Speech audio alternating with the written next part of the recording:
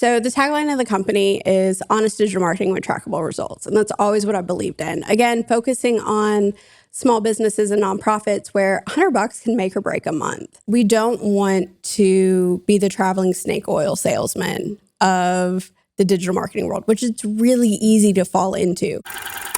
Welcome to We Built This Brand. I'm your host as always, Chris Hill, and today we're at Alder & Co. I'm really excited to be here. We had a great interview with the founder, Mal Alder, about her business and about everything that they do. I think you'll really get a lot out of it. Really enjoyed the time we got to talk about fighting for the small guy in the marketing world and helping smaller businesses make their mark, on Knoxville, the city that we're in now, and as well as in our community with some of the nonprofit ventures she's done. So let's just take it away and dive right in.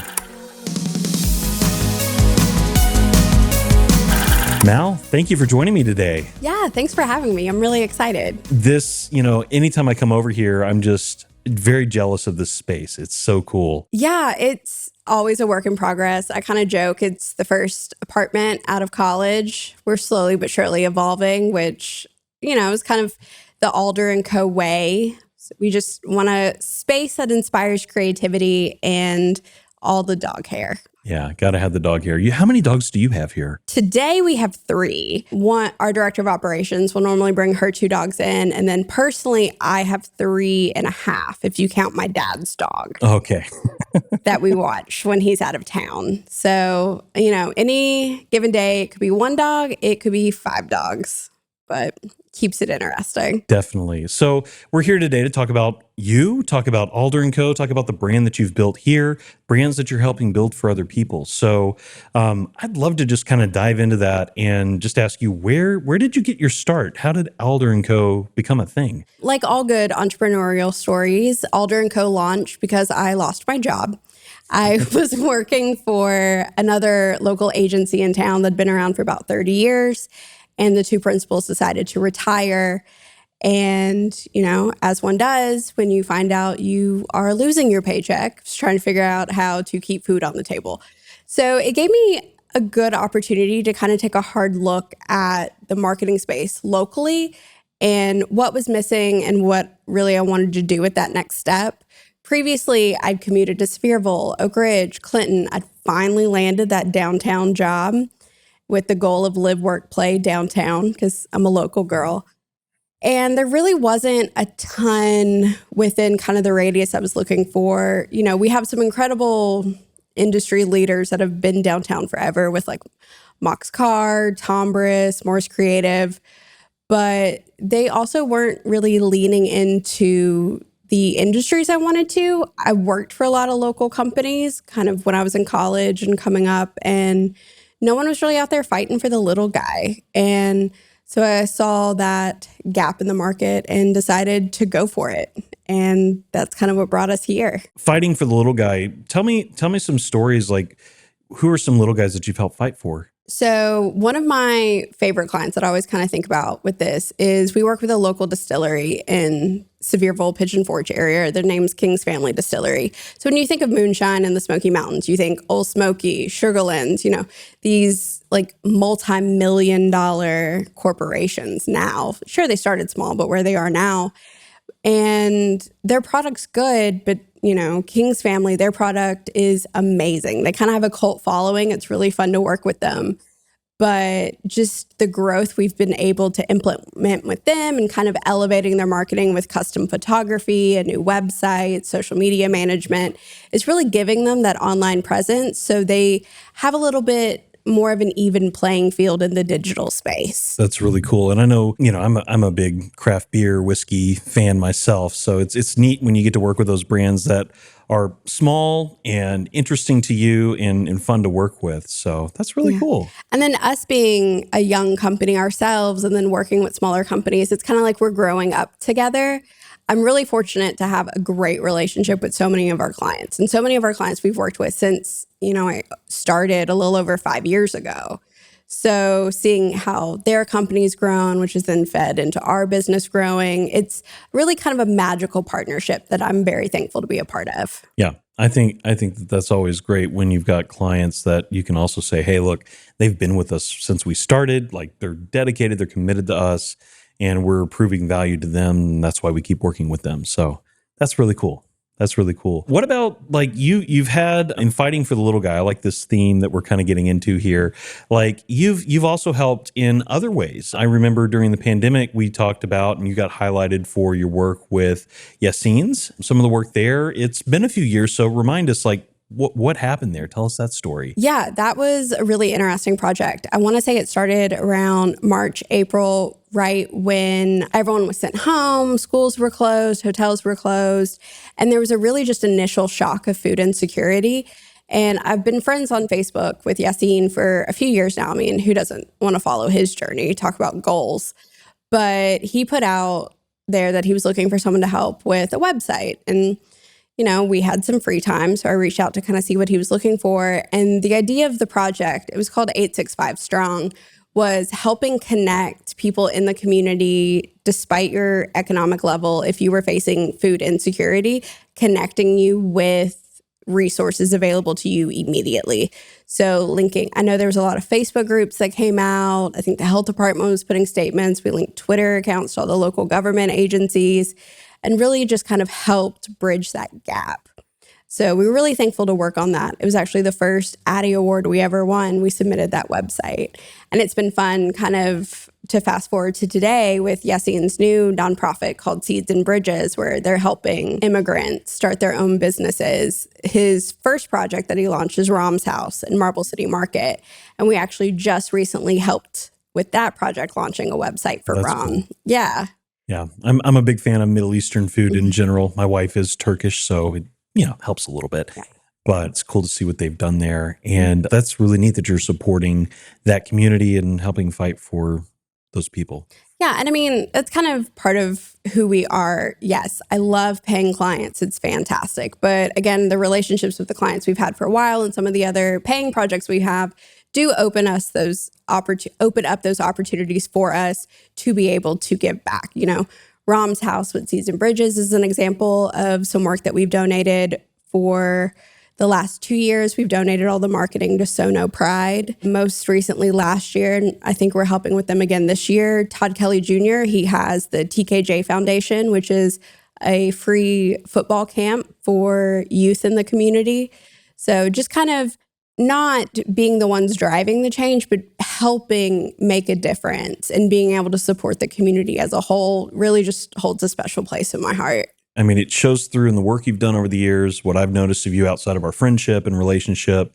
Like, it's cool to see how you get attention, and not just get attention, but like are really helping people and serve people in that way. So that's to be commended. That's really awesome. Yeah. I think at my core, I'm a connector. We were joking earlier, I own a marketing agency, but I'm the worst at marketing myself. I'm really good at talking up other people. But I think like that's kind of where the magic lies, where it's all a puzzle for me and how it works together. So I love being able to say I have one client who is maybe a corporate client looking to get involved in the community, and then I have another client that's a nonprofit looking for donors and sponsors. Like just being able to kind of help bridge that gap and connecting the two is one of my favorite parts of my job. So to that point, like when you started this business, you did it because you had lost a job and you were starting out on your own, doing something new and exciting. Everybody, I think, in business has this moment in which it's like, hey, this could work. I'm building something here that people are interested in. What was that moment for you? I call it the moment of validation. What was that for you? Well, that's a lot more professional than mine. I call it my oh shit moment. Also a good name for it, yes. Well, I was really fortunate when I started, and I know you've done work with the Knoxville Entrepreneur Center. I paired up with a mentor who actually used to be a VP at one of the bigger firms in town. And I laid out my business plan. I was like, will I make money? Number one. And he said yes. And he said it was a good idea.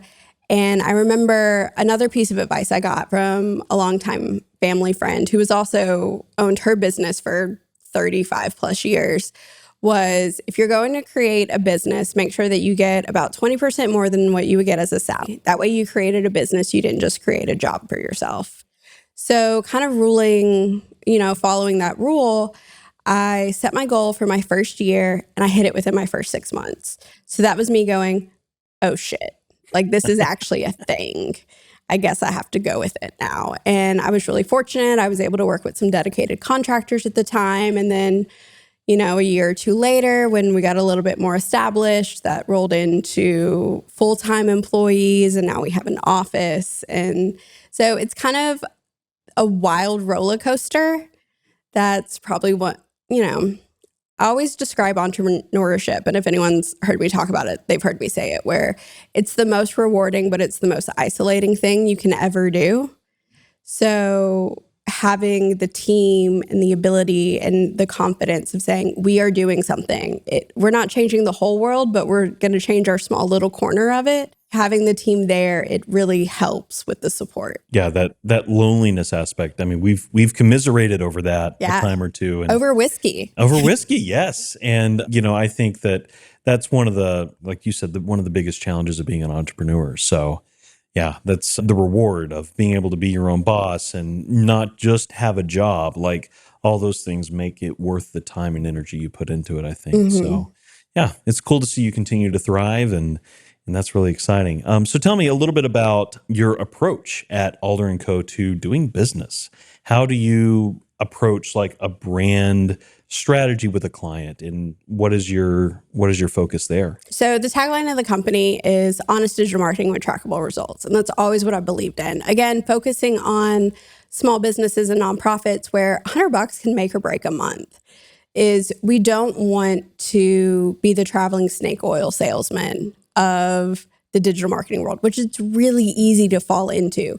You hear so many stories of businesses who've partnered mainly with the industry-specific client companies and suppliers where they don't have admin access to their website or their social media or their analytics. So if you ever break up, you have to start completely over. And that's just not fair, especially for, companies that don't have that much budget or they put their budget towards helping the community.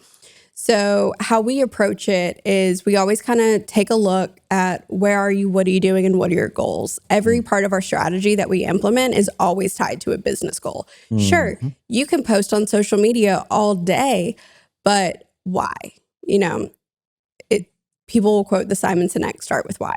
Like, why are you doing this? What is the purpose of this? Are you just posting to post? No one's going to want to follow that. So what are we trying to tie back to? So by aligning it with the business goals, we were able to develop a custom strategy for each client. Just like not all social media platforms are created the same. Not all, digital marketing campaigns are the same. Like social media could be good for one, but email actually has a higher ROI for a different industry. And just kind of helping our clients navigate that and not overselling them to things that aren't necessarily beneficial. Because we do podcasts, I definitely understand what you're saying, because we get into situations where people will be like, well, I want a podcast. And it's like, cool. What are we doing for the podcast? Well, I want it to be about me talking about all my expertise. Neat, but why? And like it sometimes has turned into counseling sessions with clients who just want to do things because they want to make noise. They think it's the cool thing to do, especially a few years ago, it was the popular thing to do. And finding people that really need it and want it and have a strategy for it is very challenging. Now, we can help them develop that. But to your point, like I don't want to be that snake oil salesman either. So I totally align with that. That's It's funny you mentioned counseling, and people do not realize how elbow deep marketers and communicators for businesses get in the business. Sure, clients will come to me if they need help writing an ad, but we've also talked to the clients of if we don't hit these numbers, we have to lay off staff. And it's nothing that we've done necessarily, but it's things on their end. So we understand the finances, we understand the flow.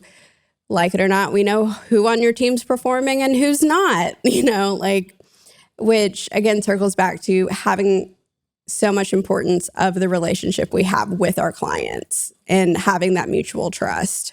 Yeah. I think that matters a whole lot. And I think that's critical to growing a business. I mean, trust is important anywhere, right? Mm-hmm. So you said the little guy, but who really is your target market?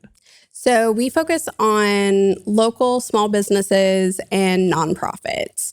So when I say the little guy or I say a small business, you could make a lot of money. So maybe you don't technically qualify. But if you have a staff of 5, who's really in your office doing your marketing? Probably the secretary or the intern or, the young kid who you just graduated, you can figure it out.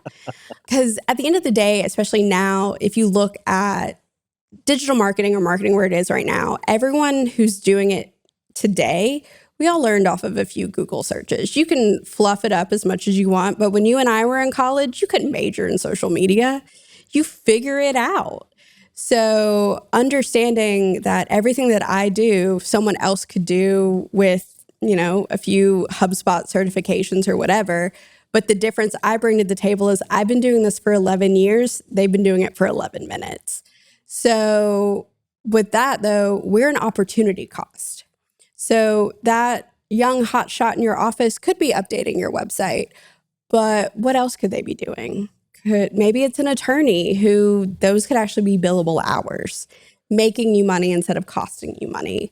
So kind of the businesses or the nonprofits where they've dabbled in the digital space, they know they need it, but they don't really know what they need. They don't know where they want to start. We kind of help filter it out, remove the noise, circle it back to your objectives. What do you need? How can we help? Yeah, that makes a lot of sense. So, of course, this is a branding podcast. So I do have to ask, when you started Alder & Co., how did you come up with the name, the colors? I'm sure the name has a pretty obvious answer, but I would love to hear your take on it. It's kind of double-sided. Obviously, it is my last name. And growing up, my dad would always joke that he was self-employed. My mom was also self-employed. But he would always joke that his company was Alder & Co. He was Alder, and then Mom and I were Co. But also a little bit further, if you always joke alder, the tree no one's ever heard of. But if you kind of look in, it is a hardwood tree that represents strength and resilience, which is also part of the Alder & Co. story. The logo and the colors, I have to shout out one of my really good friends, Kate. She designed it for me when I first started, an infinitely talented graphic designer who I would love to steal if I could. It's all lowercase because one of my favorite poets, Pound, I'm going to butcher her first name, but her whole thing is she would always write with lowercase letters. And I was an English major with an emphasis in poetry in college, and I always thought if I pursued that path, that would be the writing style that I wanted. So that's why we leaned into all lowercase. And the colors, where I told her my favorite color is green, and she ran with it. Yeah, that's a part of you. It's a very deeply personal brand. So I think that's really neat to be able to share that. So you study poetry. I did. Yeah. Do you write any poetry now? Not anymore. Okay. I did. And, I feel like we all kind of work through our angsty teen years in our own ways. But no, I was an English major and I loved poetry because, to be completely honest, I didn't want to write a novel in college. And I thought it'd be easier in poetry. To which, you still read all of the literature books. And I think you learn so much, not necessarily of reading just fiction books, but creative nonfiction. And it's kind of the way that you can continue your education beyond what you get in school. So I'm really big on continued education. What did you learn? What inspires you? Because at the end of the day, we are creatives in a creative field, and burnout is real. Absolutely. So working with all these different brands, what have you learned about branding in the process? It's important. But please expand. I know, right? No, done. Mic drop. Yeah, it's important. No, it's a really good way to differentiate yourself, especially as kind of the world is trending. People like people. People want that personalized. So you can't just be your logo and just your colors and some pretty graphics. What does the brand mean and what does it represent? And then do your actions match your words? So I think, TikTok, virality, cancel culture to an extent of it, it is calling out fake brands or fake noise. So how do you represent yourself authentically? And I think that's where a lot of opportunity lies within the branding. And just for the love of God, don't have a Canva logo. Well, I made this in Canva. I mean, it should work, right? Well, it's probably not licensed for commercial use, and everyone has the same cursive font with splash backdrop. Yes. Yeah. They become obvious after a while, don't Yeah. they? And hear me when I say Canva has its benefits. We use sure. it for some social media templates, but I don't think it should be what everyone relies on. Yeah.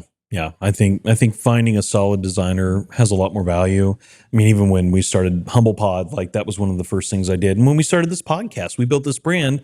I knew we were building it on branding. We hired a graphic designer to come in and design what we have now as our logo. So yeah, I think those things matter. So So I love our graphic designer right Mhm. now. I tell him constantly that his brain works in a way that mine just does not. And some of the things that he creates, he's beyond talented. Mm. We're extremely fortunate to have him. yeah, it's always good. And you got to keep that talent too. Yeah. That can be a challenge as a business owner, I'm sure. It can. We were talking about this earlier. It's Mhm. interesting the things you learn about your business through the hiring and the offboarding phase too that goes through it. Because, you bring a new team member on or you lose a team member, it gives you the opportunity to kind of evaluate where are we? Here's what I'm trying to achieve. Are we doing that? So it's the not super fun side of owning a business. Yeah, it's definitely one of the heavier lifts. And yeah, I think you're doing the right thing by thinking about what happens after those people leave, because there's always a chance to be reflective and make sure you're making the right decisions moving forward. So Yeah. And I mean, we've all had terrible bosses. That's probably why we work for ourselves now. So I always try to follow the leadership strategy of being the boss I wish I had had. And I take it seriously. Like there's livelihoods that depend on me. There are families that depend on me. mhm. So, I show up every day to show up for them and for our clients. Mm. That's great. That's great. Yeah. So what does the future of Alder & Co. look like? It's ever evolving. We're in a really fun kind of space right now where we're working on a lot of really great projects with some of my favorite nonprofits, including like YWCA. I Mhm. think I mentioned them. I think you did, yeah. Women's Fund of East Tennessee that also offers grants and other financial opportunities to other nonprofits in the East Tennessee area that focus on women and children. So kind of helping with that. We're dabbling a little bit in being a little bit more well-rounded as a project manager for other clients. So if a client needs custom apparel or merchandise or signage or vinyl decals, like we can help with all of that and kind of, again, being that opportunity cost of a one-stop resource for our clients. Sounds like you got some fun stuff coming up. I know. So last question I always like to ask is, what brand do you admire the most right now? It's always good for, if you're working in marketing branding, to find out who's interested in said brand. So what about you? I was thinking about this when you kind of teased the question earlier, which I appreciate the heads up. Honestly, Liquid Death. And there's two sides to it. So my first experience with Liquid Death was not great. And it has absolutely nothing to do with the product. If anyone from Liquid Death is listening, I promise I do not hate your company. But I was at a music festival and they ran out of free water. And the lines for the bar where you could get anything else to drink were hours long. Like my husband waited a set and a half at a music festival to get anything to drink. So then the only water we could get was Liquid Death. So I kind of had, there's so much irony. It's hot, I'm thirsty, and all I have is Liquid Death. But, I'd never heard of the brand before. So I kind of started following it. And it's really interesting. We're talking about branding and being a little bit of a disruptor in the space, just kind of seeing how they're taking the sparkling water world by storm.